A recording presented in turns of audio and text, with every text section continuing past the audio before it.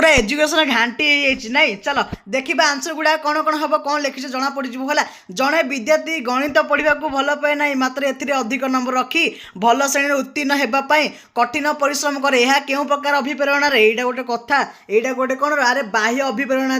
बाह्य अभिप्रेरणा। नेक्स्ट कौन देती निम्नलिखित मध्य क्योंटी रचनात्मक श्रेणी लक्षण नुहे रे अरे नुहे पचार मान कौटा हम यहाँ कौन घोषा पाठ अधिकारी प्रधान है ना यहाँ हूँ एकदम ठीक आंसर।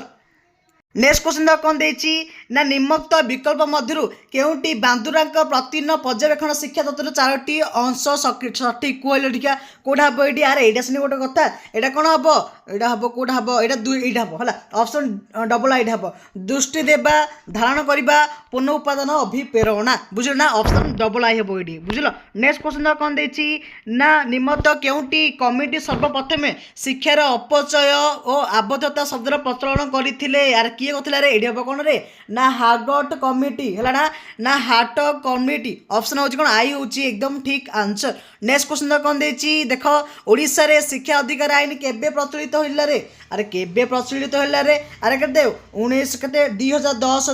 2010 रे प्रचलित हैला। नेक्स्ट कौन देती देख भारतीय शिक्षार्थी मानकर मनरे जातीय संहति मनोभाव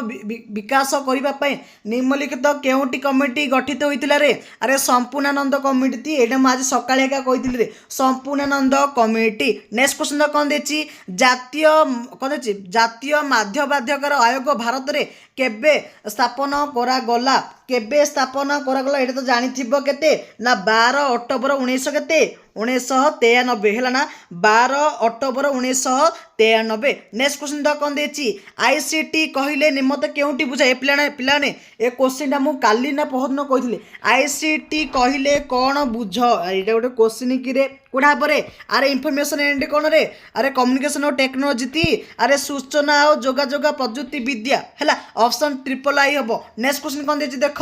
ना निम्नत केउटी गरिष्ठ निर्णय सूत्र अटे ए भितर गरिष्ठ कौटा रे अरे 3 माध्यमा कौन माइनस डू माध्य है ऑप्शन हूँ कौन डबल आई हूँ एकदम ठीक आंसर। नेक्स्ट क्वेश्चन कौन देती जिते बड़े एक परिश्रम कौन वितरण थाई से केंद्रीय प्रवणता क्यों माप कौन व्यवहृत होता है अरे माध्य होता है कौन माध्य होता है। ओके ना लिखिच कि नाई रे समस्ते लिखिच लाइव चैट आंसर दियो समस्ते लिखिच हो ठीक अच्छे। ये देख ए क्वेश्चन मुझे आज सका ही कही है ए क्वेश्चन आज सका ही कही निम्नत केउटी पर्वत लब्धांकर माध्यम अटे रे अरे कौटे अरे 40 आउ कौन कौटा हम ये हम कौन ना 42.5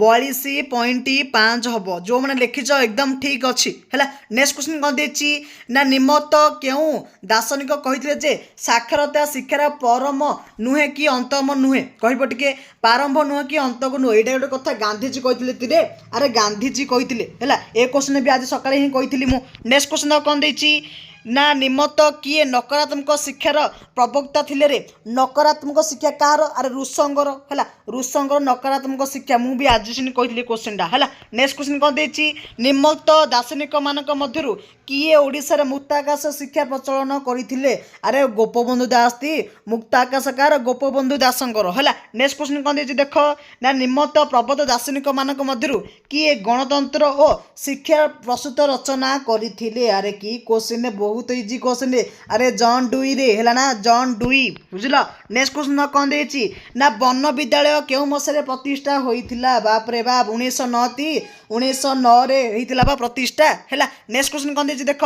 निम्नत दार्शनिक मानक मध्यरु किए मत घोषणा करथिले जे अनुभूतिर निरंतर पुनर्गठन ही शिक्षा एटा गोटे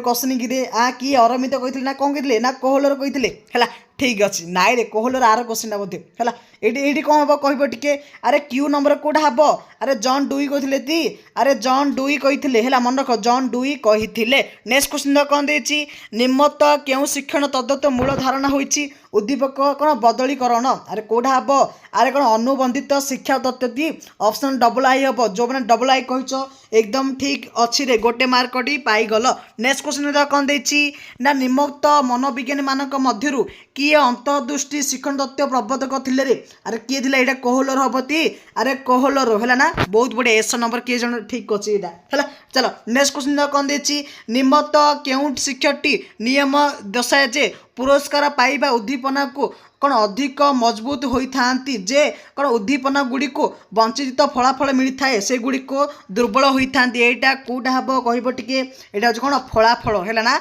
अरे ल ऑफ इफेक्ट फलाफल हम है फलाफल नियम पिलाने एमसी क्वेश्चन तो बहुत गोटे दुटा हार्ड पचार ना सब गुड़ाक इजी पचार बुझल ना आ 2 मार्क केमी पचार देखीदेवा टे